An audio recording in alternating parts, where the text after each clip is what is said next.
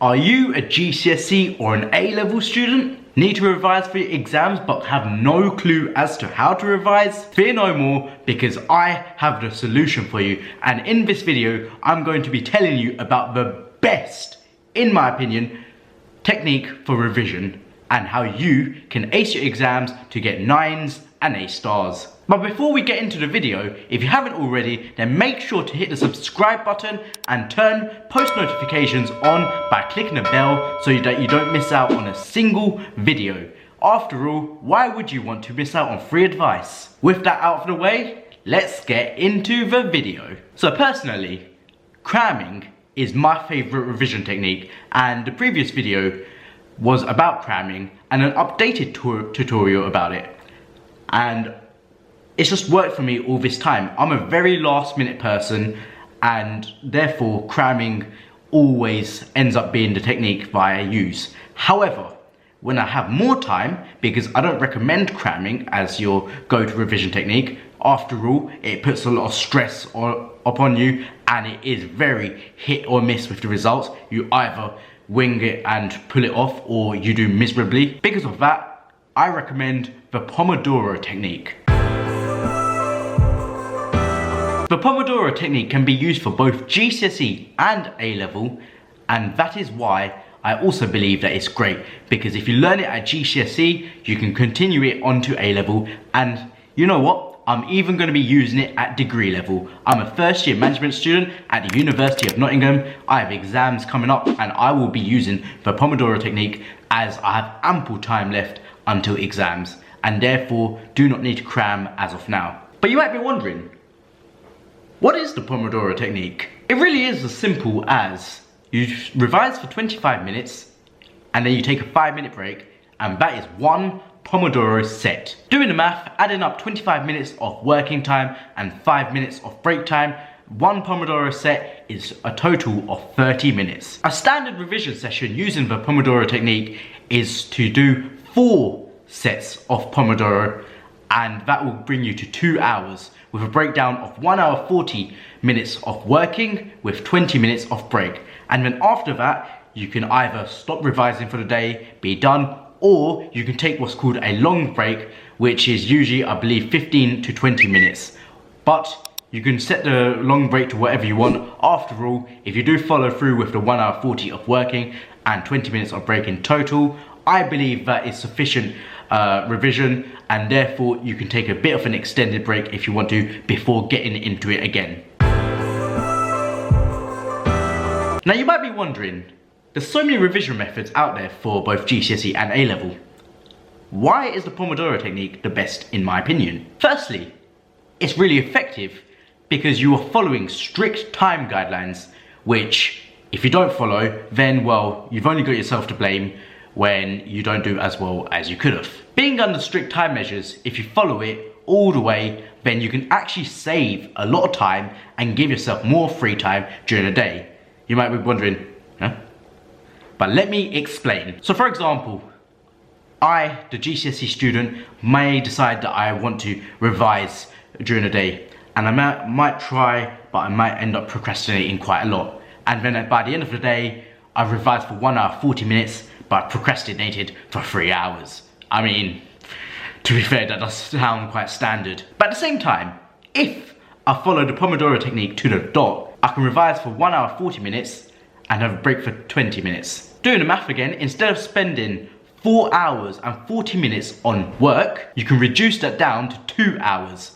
And the extra 2 hours and 40 minutes is free time during the day to just relax or do whatever you want, or heck, even another Pomodoro session, because in that 2 hour 40 minutes you can get another 2 hour 4-set Pomodoro session in, and then use the 40-minute break for whatever you want. It's up to you how you want to do it.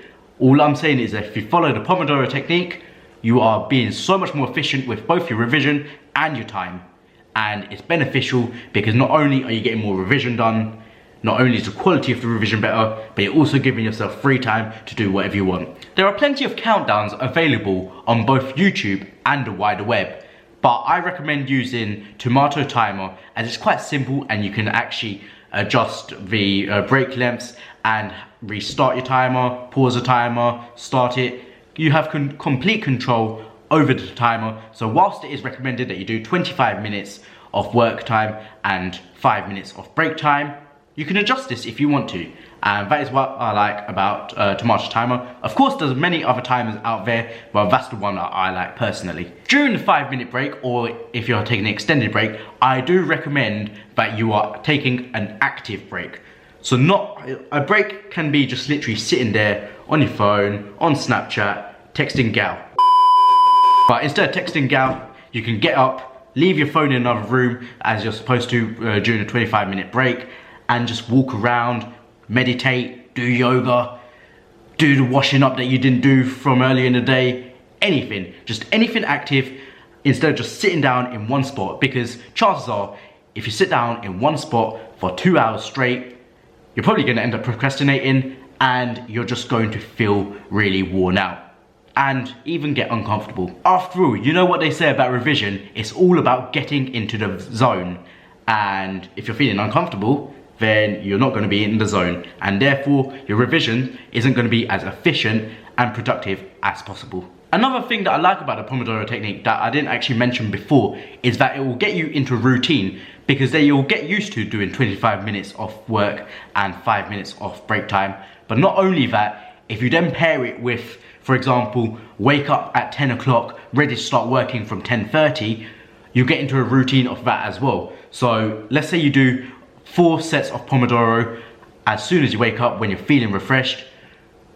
And let's say, for example, you decide that's your revision done for the day. You have the rest of the day to do whatever you want, and your revision is completely out of the way, instead of wasting time, sitting down, procrastinating, and having less time to yourself. After all, I personally don't expect you to work for the entire day. I mean, even if you have exams, even if you have your GCSE exams or A Level exams, even if it is to get into that sixth form college you wanted to, or university, I don't expect you guys to just sit there and become a slave to the work. As I previously mentioned, I do recommend that you leave your phone in a different room, and if possible, do not touch it for the 2 hours that you are going to be studying for at the very minimum. The reason I say this is because, well, your 5-minute break, if you use your phone during your 5-minute break, your 5-minute break can easily become a 10-minute break. 10-minute break can easily become a 20-minute break. Because listen, during your 5-minute break, if you decide to go on Snapchat, for example, and message someone, and then they reply whilst you're doing your revision, are you really going to wait until your second revision break to reply to them? You probably aren't. You're probably just going to be like, pick up the phone and reply to them. Next thing you know, you're hooked into a conversation, an active one, replying quite quickly, and therefore distracted from the work and not following the Pomodoro technique. Therefore, that is why I recommend, just for 2 hours minimum, leave your phone in a different room. However, if you must check your phone, then you know what? I believe 5 minutes is enough time. 5 minutes is enough time to check your Snapchat notifications, your Instagram notifications, see if anyone new has posted. I mean, I doubt they will be during exam season, but anyways, and maybe even your Twitter feed to see if someone's posted some quality banter. Besides, if you're checking your phone every 25 minutes, then at least every time you check it, there should be something new, rather than you hopelessly going from app to app to app to app to app. And sometimes, I do this myself, I'll go through Instagram, I'll close it, next app I open, Instagram, which is just stupid. But you know what? That is why I also like the Pomodoro technique. Personally, I think the Pomodoro technique is most useful for answering past paper questions. So for example, let's say you have a 20 marker and you wanted to give yourself 25 minutes. Pomodoro technique. Because why? If you're sticking to a time limit, not only is it testing you under exam conditions, it also means that you can't go on your phone or anything else, just like you wouldn't be able to in the actual exam hall. And let's say, for example, you get one 20-mark question done in that 25 minutes. In your second Pomodoro session, you can do another one, and another one, and another one. And then you have 4 questions done. Now tell me, on your average day of revision, when you're trying to start up, will you really do 4 20-mark questions? Unless you're a proper workaholic, probably not. And that is why in theory, the Pomodoro Technique is so good. But I say in theory, because if you don't follow it, then none of this means anything. And last but not least, it's a very versatile technique because it doesn't have to be used for just revision. It can also be used, for example, in the gym when doing cardio. So you can do 25 minutes on the cross trainer, take a 5-minute break, another 25 minutes on the cross trainer, 5-minute break. You can do, or you know what? Because you can customize Pomodoro Technique, you can even adjust the times. For example, do 15 minutes of work and change the break to like 2 minutes if you're doing cardio, because you're probably not going to take 5 minutes of break. But that is what I like about it. It's just so good to get into because it's not only for revision, it can be used for just boosting your productivity in general.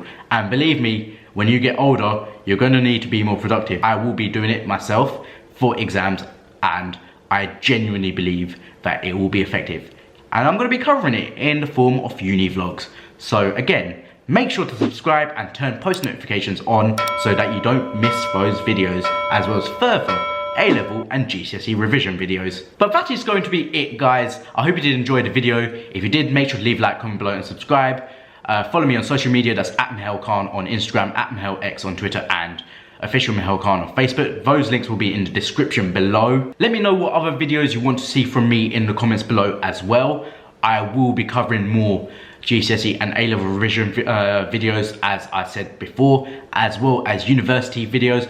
After all, I am 1 month away from exam season in my first year at university. It's going to be my first set of summer exams at university, so I'm going to be taking you through that as well. If you did enjoy the video, then also please share it with your friends. After all, chances are that you know a few friends that are doing their GCSEs or A Levels, so these videos can also help them, and I would really appreciate it if you shared the videos with them, as it also helps me. I'll also be doing a live stream in the upcoming weeks to help you guys with your revision. So I'm going to be doing a live Q&A specifically for GCSE and A Level.